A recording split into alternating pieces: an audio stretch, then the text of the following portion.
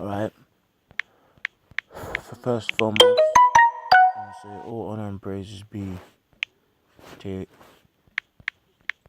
Yahweh, Ba'ashem, Yahushai, Ba'ashem, Mukakodash. Double honors unto the apostles and elders of GreatMillStone, and shalom to the sincere elect out there, teaching out there on the highways and byways in truth and sincerity. I just want to speak on a quick point I was thinking of, man. And that point is simply this, man. The Bible is only for the 12 tribes of Israel, man. You know, because understanding that point is key to the understanding that only the 12 tribes of Israel can be saved, man. Because if the word and gospel of salvation is only sent unto one people, then it means only one people can be saved, man. So this is Baruch chapter 4. This is the book of the commandments of Yahweh Shai, and the law that endureth forever. All they that keep it shall come to life, but such as leave it shall die. So someone might read that point and say, see, it says all.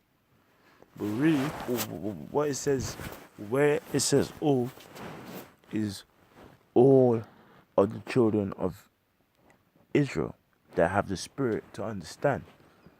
If they come unto it, they shall come unto life, but such as leave it shall die.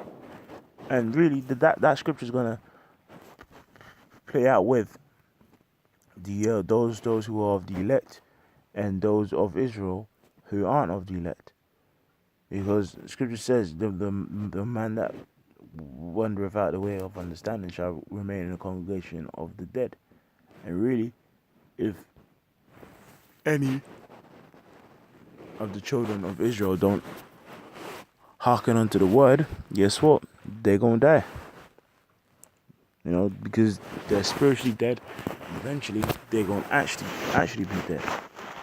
But here is a key point. Turn thee, O Jacob, and take hold of it. Right? So the Lord through the Spirit, because Scripture says he comes in the volume of the book through Baruch. This has been said unto the children of Israel. Turn thee, O Jacob, and take hold of it. Walk in the presence of the light thereof, that thou mayest be illuminated. That's right. So really, the real children of light, the real Illuminati, are those of the children of Israel under the order of Yahweh, that hearken unto the word, man. Right? It says, turn thee, O Jacob, take hold of it. Walk in the presence of the light thereof, that thou mayest be illuminated. Right? Give not thine honor to another, nor the things that are profitable unto thee to a strange nation. It says, give not thine honor unto another, nor the things that are profitable unto thee to a strange nation. Right?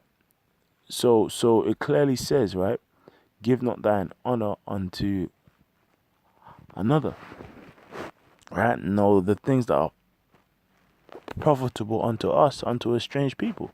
Now, a quick question to ask is this: isn't the word profitable unto us? Isn't the understanding of salvation profitable unto us? You know? So, if it's profitable unto us. The scripture says, don't give it unto these other nations, man. Right? So if Paul, right, if the Lord himself, if Paul, if his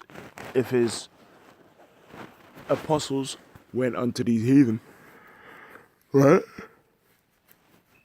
they are actually transgression against the scriptures, man. Because we ain't supposed to give this truth unto these heathen, man. It says, "Oh, Israel," again. It says the same thing. "Happy are we, for the things that are pleasing to God are made known unto us." What are the things pleasing unto God? His truth, right? Because by taking heed unto his word, right? By taking heed unto his truth, right? He's pleased.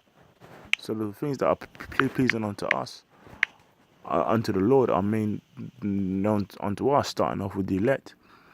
This is Deuteronomy 4. It's funny. 4 means mercy, right? And who in the scriptures is the Lord going to have mercy on? This is Deuteronomy 4. "Now therefore hearken, O Israel, unto the statutes and judgments which I teach you, for to do them that ye may live." It says basically the same thing in the 4th chapter of Baruch, which shows that the Old Testament, the Apocrypha, and the New Testament are all one. It's the same spirit, man. The Lord said in Psalm 40, "Lo, I come in the volume of the book. It is written of me," because He was the Word that was made flesh, right? And that word was only sent to Israel, man. Deuteronomy 4. "Now therefore hearken, O Israel, unto the statutes and judgments which I teach you, for to do them that ye may live, and go in and possess the land which the Lord, power of your fathers, giveth you.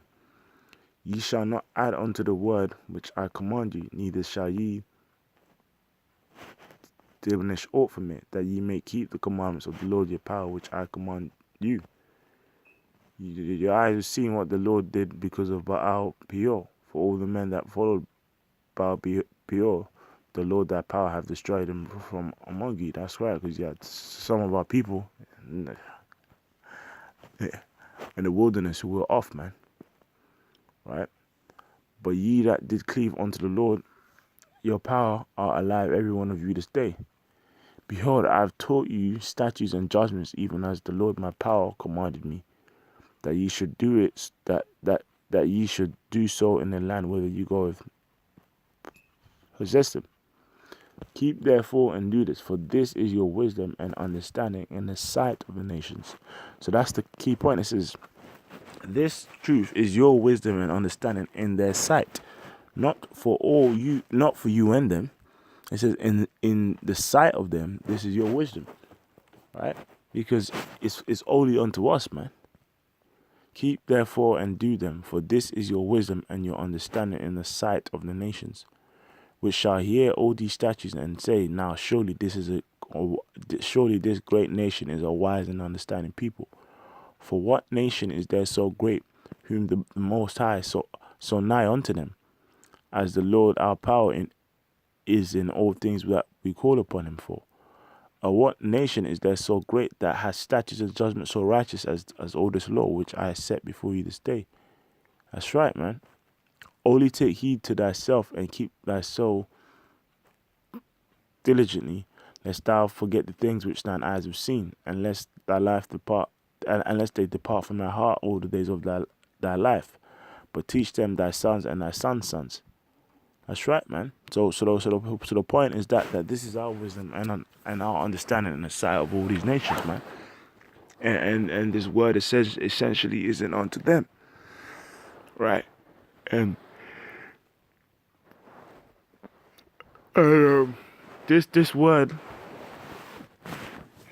essentially, you know, contains all things profitable unto the children of Israel, man.